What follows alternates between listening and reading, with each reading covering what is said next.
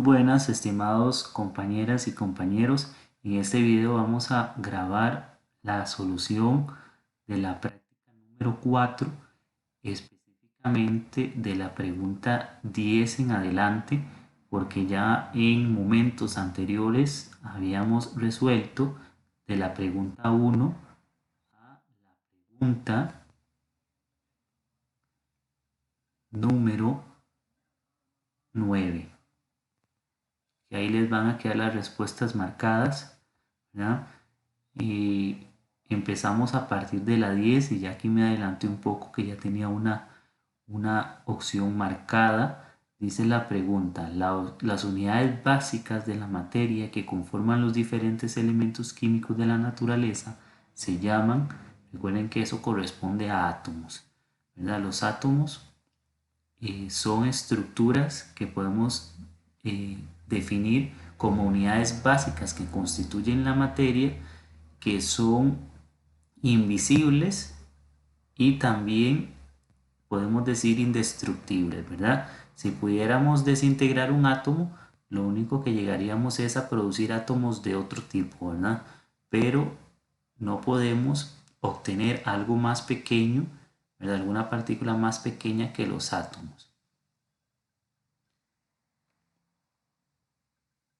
Recuerden también que todos los elementos químicos, que son 118, cada uno de ellos está constituido por un tipo diferente de átomo. Ok, la pregunta 11 dice de la siguiente forma: ¿qué nombre reciben las sustancias que presentan composición química y propiedades definidas o fijas también, ¿verdad? Que no cambian.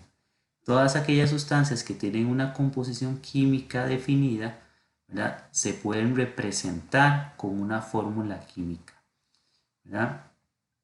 En este caso, hace referencia particularmente a una característica muy propia. Esta característica que voy a señalar aquí es una característica propia de las sustancias puras. De las sustancias puras, ¿verdad? En general, las disoluciones son sustancias puras, pero es un tipo. No, perdón, no, me estoy equivocando. La disolución es otra forma de decir mezcla homogénea. Entonces voy a ponerlo aquí: mezcla homogénea.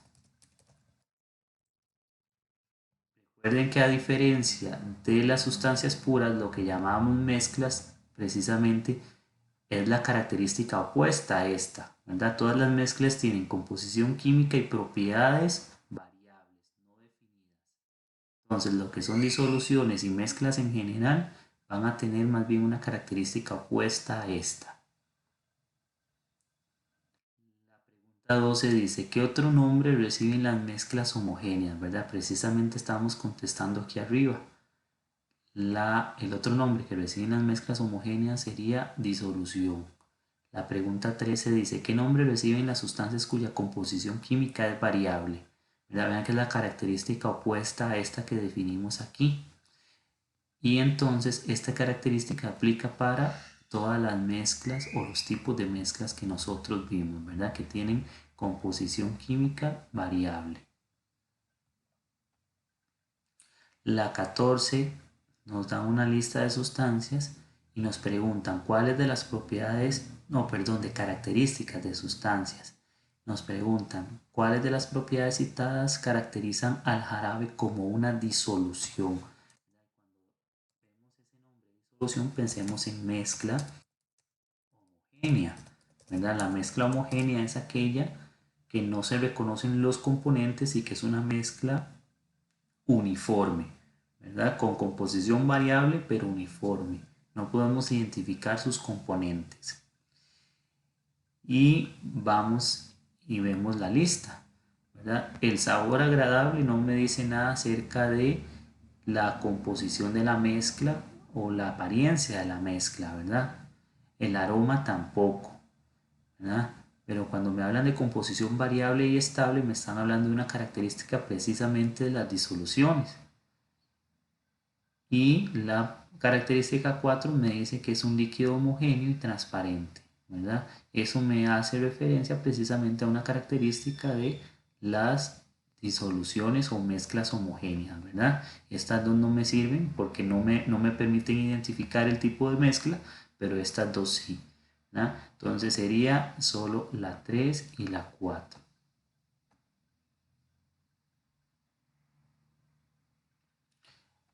En la 15 tengo esta serie de características y lo que me preguntan cuál de ellas es propia de las mezclas heterogéneas.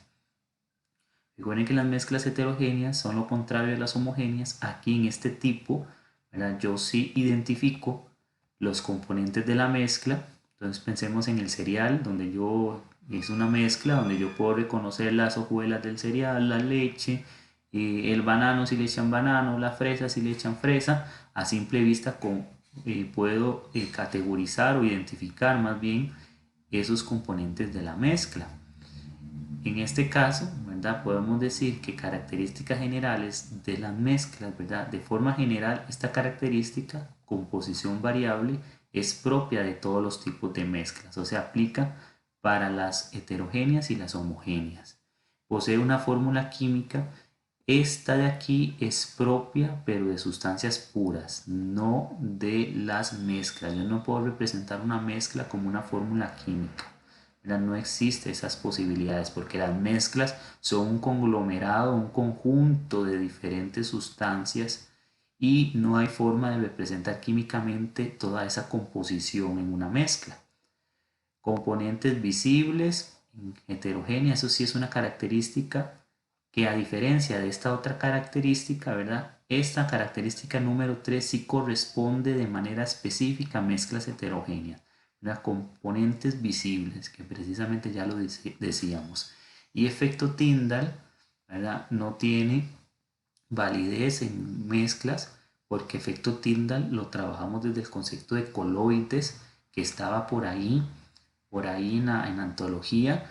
Recuerden que esta es una característica de los coloides y dijimos que los coloides, o leímos que los coloides eran un tipo de sustancias que eran semejantes a las sustancias, perdón, a las mezclas, pero que sin embargo tienen la particularidad los coloides de que no reconocemos, ¿verdad?, el estado de agregación de la materia en que se encuentran los coloides. Podemos retomar ese tema más adelante, ¿verdad? Pero por ejemplo, ¿cuáles serían algunos ejemplos de coloides?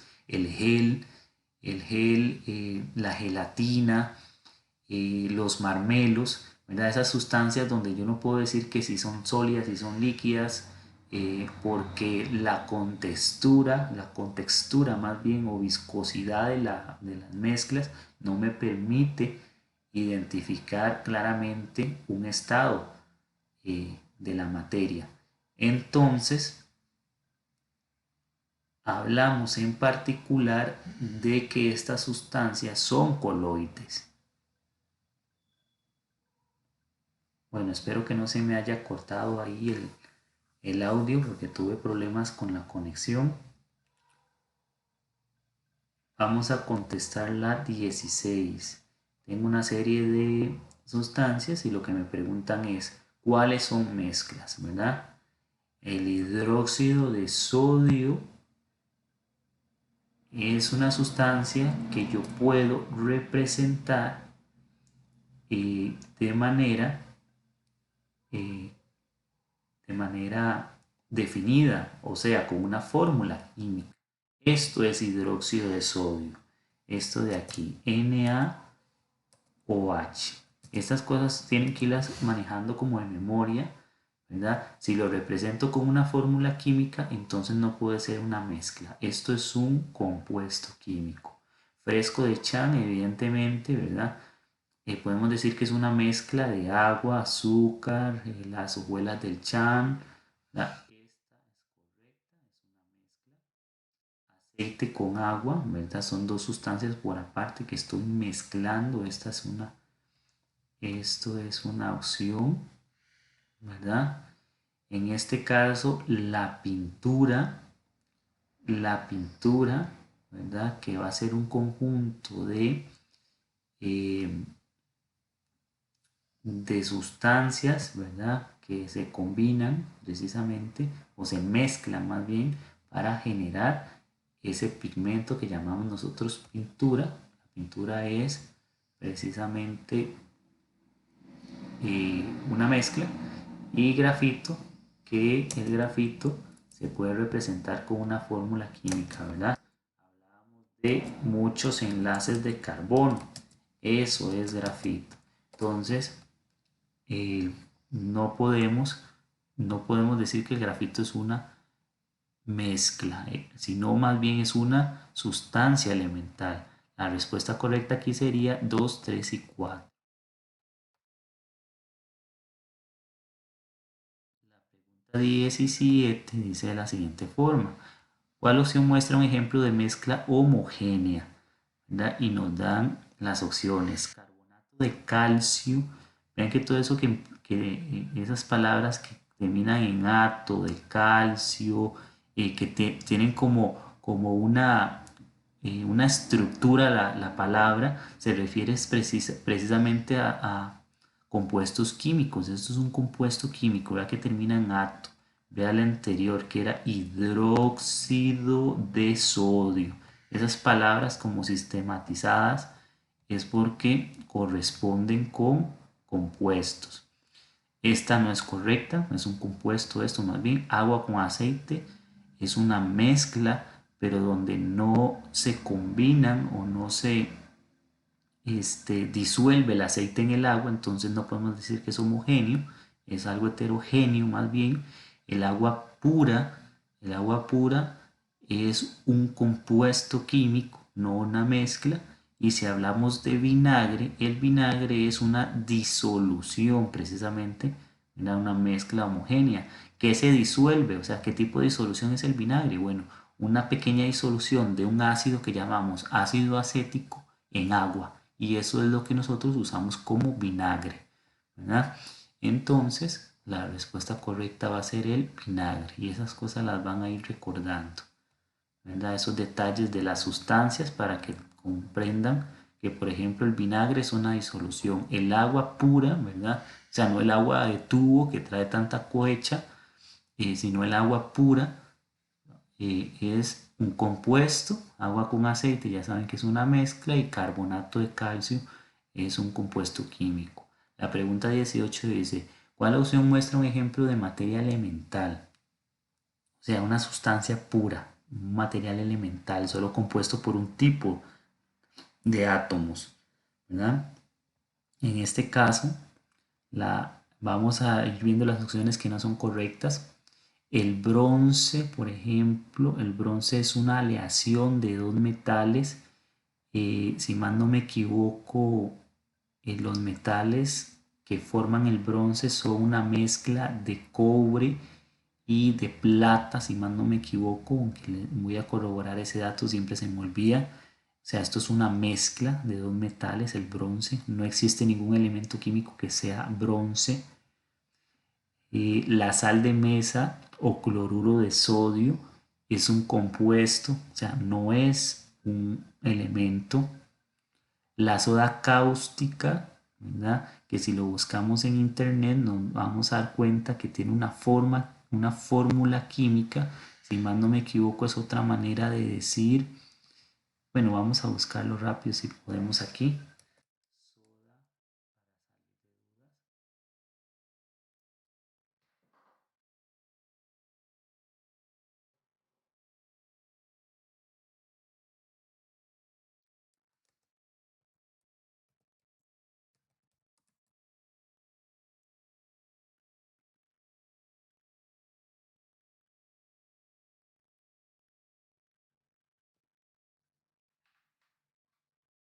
Hidróxido de sodio, correcto.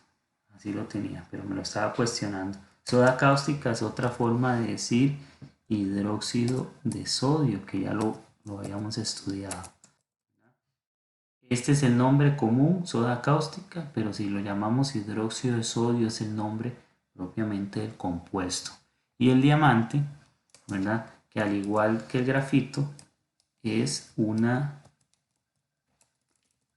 es un material constituido de múltiples enlaces de carbono, pero que a diferencia del grafito, estos enlaces estaban más compactados. Al ser el diamante un material que está constituido únicamente de carbono, lo podemos llamar que es un material elemental o constituido solo de un elemento. La pregunta 19 dice de la siguiente forma: ¿cuál opción muestra un ejemplo de compuesto químico? Hablamos de un compuesto químico. El aluminio sabemos que es un elemento, el oxígeno sabemos que es un elemento, el ácido acético, voy a ponerles aquí para que recuerden la fórmula, es esta, CH3OOH, es un compuesto químico, ¿verdad? En el caso del ácido muriático es lo que nosotros compramos en la ferretería, ¿verdad? Y es una disolución. Disolu, disolu, disolu.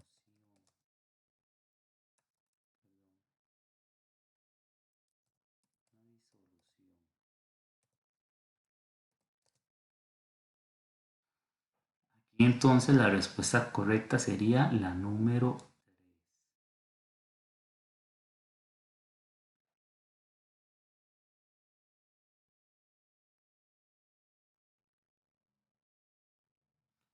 La 20 dice de la siguiente forma, que ya son más teóricas. El método que consiste en calentar la mezcla hasta llegar al punto de ebullición de uno de los componentes de la mezcla se llama, y en este caso cuando utilizamos el punto de ebullición como estrategia para separar dos mezclas, ¿verdad? Porque ya aquí vamos a hablar de métodos de separación de mezclas, donde hay dos mezclas juntas en un recipiente y buscamos diferentes formas para separarlas y obtenerlas en recipientes por aparte, por ejemplo, ¿verdad?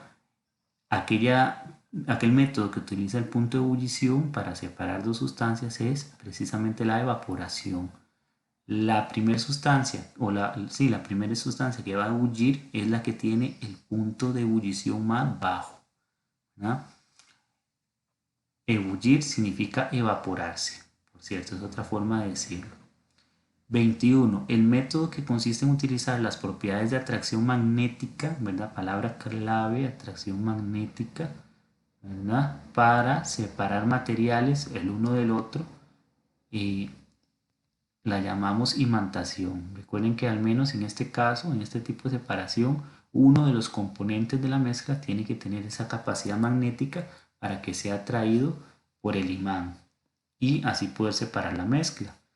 La pregunta 22 dice: el método que se utiliza cuando un componente de una mezcla no se disuelve en el otro, de modo que uno permanece sólido y el otro líquido, ¿verdad? En este caso, nosotros pudiéramos usar con mayor precisión este método precisamente de filtración, ¿verdad? Donde hay un componente de la mezcla que es sólido, otro líquido, y simple y sencillamente podemos usar hasta un colador para filtrar o separar dichos componentes. La pregunta 23 dice que es un método de gran utilidad en el tratamiento de aguas residuales. También se usa para separar un sólido de un líquido, ¿verdad? Por atracción de la gravedad.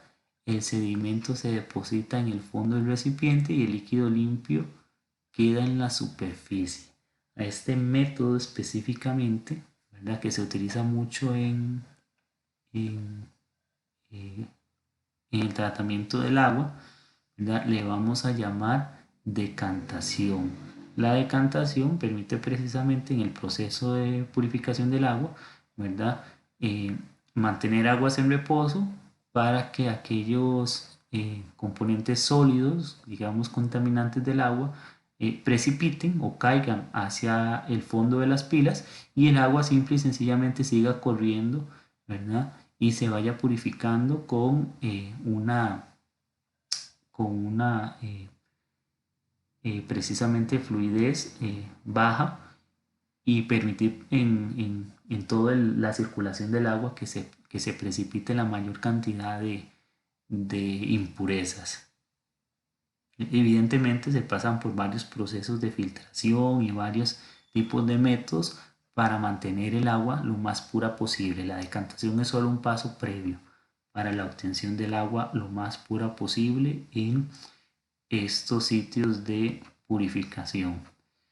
De la 24 en adelante son preguntas más de recordar la tabla periódica, ¿verdad? El símbolo del elemento del mercurio. Recuerden que el mercurio, ¿verdad?, lo representamos con dos letras, una mayúscula, una minúscula, una minúscula. En este caso sería Hg.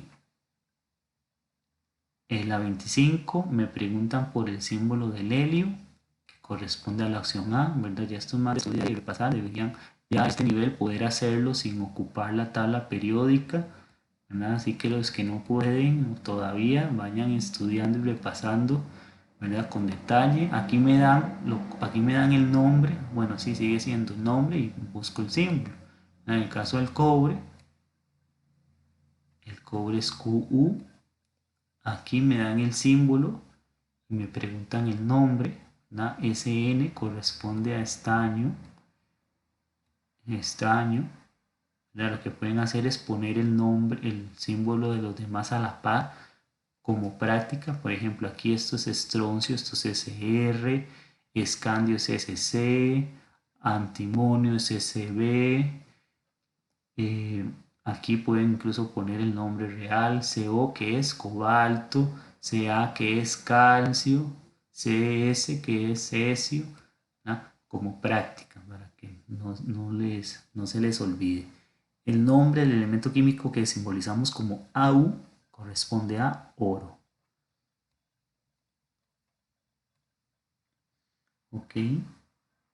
La 29 y última dice de la siguiente forma: el nombre del elemento químico que simbolizamos con Br corresponde a, en este caso, bromo. Y con eso terminamos precisamente la práctica, ¿verdad? Espero que hayan anotado todas las respuestas. Creo que ahí estamos bien, ¿verdad? Y cualquier duda o consulta, con mucho gusto los estaré atendiendo durante las sesiones de clase presencial, perdón, virtual, ¿verdad?, las que desarrollamos a través de Zoom. Muchas gracias y que les vaya muy bien.